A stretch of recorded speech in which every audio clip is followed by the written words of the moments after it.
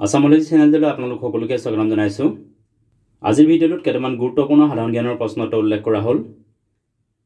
ভিডিঅ'টোৰ প্ৰথম প্ৰশ্নটো হ'ল 2025 বৰ্ষত হলবাৰ্গ বঁটা লাভ কৰা ভাৰতীয় ব্যক্তিগৰাকী কোন? উত্তৰ গায়ত্ৰী চক্ৰৱৰ্তী। ভাৰতৰ পশ্চিম বংগত জন্মগ্ৰহণ কৰা গায়ত্ৰী চক্ৰৱৰ্তী স্পিভাক কলম্বিয়া বিশ্ববিদ্যালয়ৰ এগৰাকী অধ্যাপিকা। হলবাৰ্গ বঁটা নৰৱে চৰকাৰে প্ৰদান কৰা এক আন্তঃৰাষ্ট্ৰীয় বঁটা। এই বঁটা মানৱীয়, সামাজিক, বিজ্ঞান, আইন আৰু ধৰ্মশাস্ত্ৰ আদিৰ বিষয়ে উৎকৃষ্ট অনুসন্ধান কৰাৰ ক্ষেত্ৰত প্ৰদান কৰা হয়। এই বঁটাৰ নাম লাডভিগ হলবাৰ্গ নামেৰে ৰখা হৈছে। লাডভিগ হলবাৰ্গ এগৰাকী নৰৱেৰ দাৰ্শনিক তথা ইতিহাসবিদ আছিল। নৰৱেৰ ৰাজধানী হৈছে অছলো। গুৱাহাটীত থকা সৰুসজাই ষ্টেডিয়ামৰ নাম সলনি কৰি কি ৰখা হৈছে? উত্তৰ ভোগেশ্বৰ বৰুৱা স্পৰ্ট কমপ্লেক্স। এই ষ্টেডিয়ামৰ নাম পূৰ্বতে ইন্দিৰা গান্ধী স্পৰ্টছ কমপ্লেক্স আছিল। ভোগেশ্বৰ বৰুৱা হৈছে আন্তঃৰাষ্ট্ৰীয় পৰ্যায়ত সোণৰ পদক অৰ্জন কৰা অসমৰ প্ৰথমগৰাকী খেলুৱৈ, লগতে অৰ্জুন বঁটা লাভ কৰা অসমৰ প্ৰথমগৰাকী খেলুৱৈ। 2025 বৰ্ষৰ মিছ ৱৰ্ল্ড খিতাপৰ বিজয়ী কোন?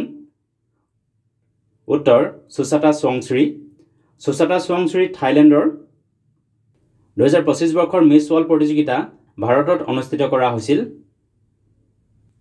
IATAৰ বাৰ্ষিক সাধাৰণ সভা আৰু বিশ্ব বিমান পৰিবহণ সন্মিলন 2025 বৰ্ষত কোন ঠাইত অনুষ্ঠিত কৰা হয়? উত্তৰ নতুন দিল্লীত। IATAৰ ফুল ফৰ্ম হ'ল international air transport association. IATA গঠন কৰা হৈছিলে 1945 চনত। ইয়াৰ মুখ্য কাৰ্যালয় আছে কেনাডাৰ মন্ট্ৰিয়েলত। ৱৰ্ল্ড মিল্ক ডে অৰ্থাৎ বিশ্ব দুগ্ধ দিৱস কোন তাৰিখে পালন কৰা হয়? উত্তৰ 1 জুনত। 2025 বৰ্ষৰ বিশ্ব দুগ্ধ দিৱসৰ থিম আছিল supporting nutrition, health and economic resilience around the globe. Tiger men of India অৰ্থাৎ ভাৰতৰ বাঘ মানৱ বুলি কোনগৰাকী ব্যক্তিক কোৱা হয়? উত্তৰ বাল্মীকি থাপৰ। বাল্মীকি থাপৰৰ 2025 বৰ্ষৰ যোৱা 31 মে'ত মৃত্যু হৈছে। ৱৰ্ল্ড বেংক অৰ্থাৎ বিশ্ব বেংকৰ বৰ্তমানৰ অধ্যক্ষগৰাকী কোন? উত্তৰ অজয় বাংগা। য়োগে য়োগিন ভাৰত সংগ্ৰহালয় কোন ঠাইত নিৰ্মাণ কৰি থকা হৈছে? উত্তৰ দিল্লীত। য়োগে য়োগিন ভাৰত মিউজিয়াম বিশ্বৰ ভিতৰত আটাইতকৈ ডাঙৰ মিউজিয়াম। এই মিউজিয়াম ফ্ৰান্সৰ সহযোগিতাত দিল্লীত নিৰ্মাণ কৰি থকা হৈছে। অষ্টম ইণ্ডাছ ফুড এক্সিবিশ্যন 2025 বৰ্ষত কোন ঠাইত অনুষ্ঠিত কৰা হৈছিল? উত্তৰ উত্তৰ প্ৰদেশৰ গ্ৰেটাৰ নয়ডাত। গোল্ড মাৰ্কিউৰী আন্তঃৰাষ্ট্ৰীয় বঁটা 2025 বৰ্ষত কোনগৰাকী ব্যক্তিক প্ৰদান কৰা হৈছে? উত্তৰ দালাই লামাক।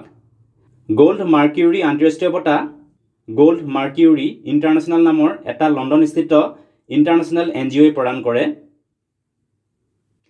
2025 বৰ্ষত ইণ্ডিয়ান বেংকছ এছ'চিয়েশ্যন চমুকৈ IBAৰ অধ্যক্ষ হিচাপে কাক নিযুক্তি দিয়া হৈছে?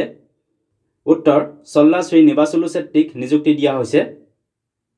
ইউনিফৰ্ম চিভিল কোড অৰ্থাৎ সমান নাগৰিক সংহিতা বলবৎ কৰা ভাৰতৰ প্ৰথমখন ৰাজ্য কি? উত্তৰ উত্তৰাখণ্ড।